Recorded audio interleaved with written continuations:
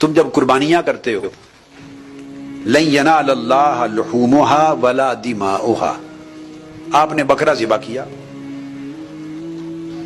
اب بکرا تو روزانہ ذبح ہوتا ہے اور آپ بازار سے خرید کے لے آتے ہیں. اس ذبح میں اور اس ذبح میں جسے قربانی کہتے ہیں کیا فرق ہے؟ یہ بات بڑی اہم ہے. قربانی کا جو گوشت ہے اس کے لیے یہ حکم قطعاً نہیں ہے کہ وہ سارا غریبوں کو کھلا دیں. قربانی کے گوشت کے لیے حکم یہ ہے کہ اس کے 3 حصے کریں، آدھا حصہ خود کھائیں، گھر کھائیں، آدھا اعزا اقارب کو دیں، آدھا غربا یتاما مساکین کو دیں، آدھا نہیں تیسرا حصہ. یہ حکم ہو گیا نا. پھر گنجائش دی شریعت میں، اگر آپ کا اپنا گھر زیادہ ہے تو آپ 2 حصے رکھ لیں، ایک حصہ اعزا اقارب میں دے دیں، تو تیسرا حصہ پلٹ کے ادھر سے آپ کے پاس آ گیا.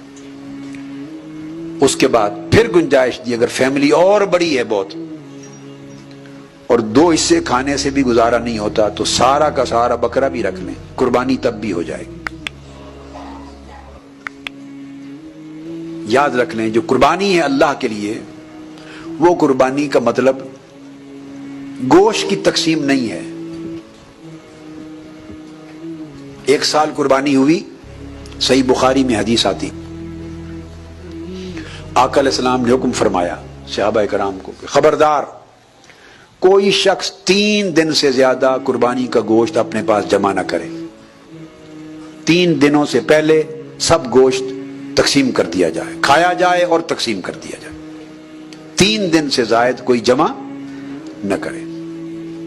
تو صحابہ کرام نے ایسے کیا، جتنا کھایا جا سکا کھا لیا. کھانے کی بھی حد ہوتی ہے نا، تو جو کھایا گیا، جو تقسیم ہو گیا. 3 دن سے زائد بچانے کی اجازت نہیں تھی، تقسیم ہو گیا. اگلا سال آیا، صحابہ کرام نے پھر یہی کیا. آقا علیہ السلام نے دوبارہ حکم کچھ نہیں دیا تھا. جب صحابہ کرام ایسے کرنے لگے کہ 3 دن سے پہلے جو کھا لیا باقی تقسیم کر دینا ہے، بس بچانا نہیں، تو آقا علیہ السلام کو خبر ہوئی. آپ نے فرمایا نہیں، کلو وادخروا. اب اس سال حکم دیا، اب اس سال خوب کھاؤ بھی اور بچاؤ بھی. کھا کے بھی رکھ سکتے ہو اور بچا کے بھی رکھ سکتے. اب آپ دیکھ لیں، بے شک اگر آپ کے فریج میں پڑا ہوا قربانی کا گوشت کئی ہفتے چل رہا ہے، مہینہ بھی چل رہا ہے، تو اس حدیث کے تحت، سنت کے تحت آ گیا کلو وادخروا، اور حد اڑا دی.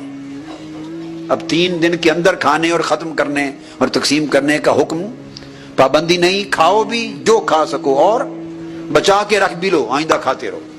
اور آقا علیہ السلام نے فرمایا پچھلے سال لوگوں میں قحط سالی تھی، پریشان حالی تھی، کئی لوگوں اور آپ کے بھائیوں کے پاس گھروں میں کھانے کا نہیں تھا، اس لیے میں نے حکم دیا کہ تقسیم کر دو. 3 دن سے زیادہ کوئی جمع نہ کرے. اس سال خوشحالی آ گئی، اس سال خوشحالی آ گئی، لہذا اب وہ حکم اٹھا لیا گیا، وہ پچھلے سال کے لیے تھا. اب کھا بھی سکتے ہو، تقسیم بھی کرو، بچا بھی سکتے ہو. آپ سمجھے، موڈ بدل گیا. اب آپ کھانا کھا رہے ہیں، یہ بھی قربانی میں داخل ہے، بچا کے رکھ رہے ہیں، یہ بھی قربانی میں داخل ہے. اب سمجھ رہے ہیں بات؟ تو پتا چلا کہ قربانی میں تقسیم کا عنوان ہی نہیں ہے. قربانی تقسیم کا نام ہے ہی نہیں.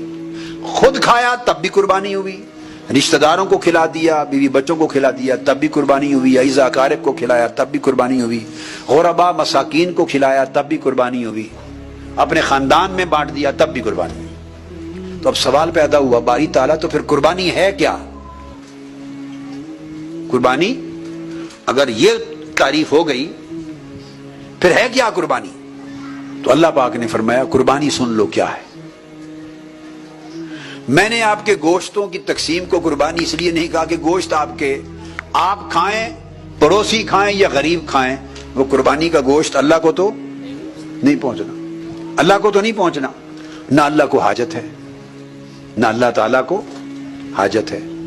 تو فرمایا لن ینال اللہ لحومها، اللہ کو ہرگز تمہارے گوشت نہیں پہنچتے. تو جو اس کو پہنچنا نہیں وہ قربانی نہیں. ولا دماؤها، نہ تمہارا گوشت مجھے پہنچنا ہے، اللہ پاک نے فرمایا، نہ خون پہنچنا. خون زمین پر بہ جاتا ہے، گوشت آپ کے پیٹ میں چلا جاتا ہے،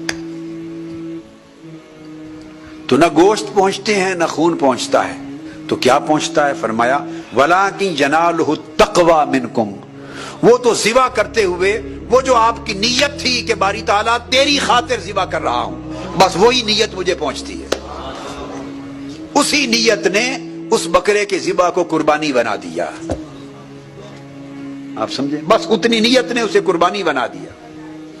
دوسرے بکرے ذبح ہوئے، وہ قربانی نہ بن سکے، چونکہ وہ نیت ہے بھی بیچنا ہے، کاروبار ہے، بزنس ہے، بیچنے کے لیے وہ اپنی دکان کے لیے لا رہا ہے، سو وہ قربانی نہ بن سکے۔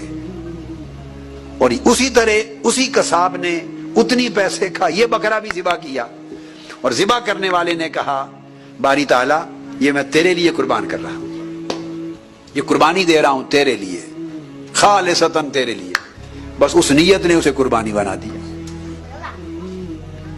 حالانکہ وہ نیت دکھائی نہیں دیتی، باقی سب کچھ دکھائی دے رہا ہے، بکرا بھی دکھائی دیتا ہے، گوشت بھی دیتا ہے، خون بھی دیتا ہے، صرف ایک ہی چیز ہے جو دکھائی نہیں دیتی، اور وہ نیت ہے، وہ انسان کے دل میں ہے۔ تو پتہ چلا جو شے دکھائی نہیں دیتی وہی اصل ہے، اور جو باقی دکھائی دیتا ہے وہ اس کے لوازمات ہیں، اصل نہیں ہے۔ جو دکھائی دیتا ہے وہ لوازمات ہیں، اور جو ایک ہی شے دکھائی نہیں دیتی وہ اس کا نام نیت ہے، اور اس نیت کا جو اخلاص ہے اللہ کے لیے، اس کو اللہ رب العزت نے تقویٰ کا شرف دیا، عنوان دیا تقویٰ منکم، التقویٰ منکم، تمہاری طرف سے مجھے جو پہنچتا ہے وہ تمہارا تقویٰ ہے، نیتوں کا تقویٰ یعنی اخلاص نیت، اسی کے باعث میں نے قربانی بنا دیا۔ اور تقویٰ کتنی جلدی پہنچتا ہے؟ وہ جو اخلاص ہے اللہ کے حضور، اخلاص۔ آقا علیہ السلام نے فرمایا جب تم چھری چلاتے ہو، ذبح کرتے ہو، تو خون کا پہلا قطرہ زمین پر بعد میں گرتا ہے، اللہ کے حضور پہلے پہنچ جاتا ہے۔ اخلاص کی رفتار اتنی تیز ہے، اتنی تیز رفتار ہے۔ جب آپ بھیجتے ہیں آسمانوں پر اور چاند پر اور مریخ پر اور سیاروں پر مختلف مشن بھیجتے ہیں، وہ بھی کئی دن لیتے ہیں، شٹلز بھیجتے ہیں، وہ بھی کئی دن، کئی ہفتے، کئی ماہ لیتے ہیں۔ آج کا انسان اپنی آخری ترقی یافتہ صورت میں چاند تک بھی پہنچانا ہو شٹل کو تو کئی دن لیتا ہے۔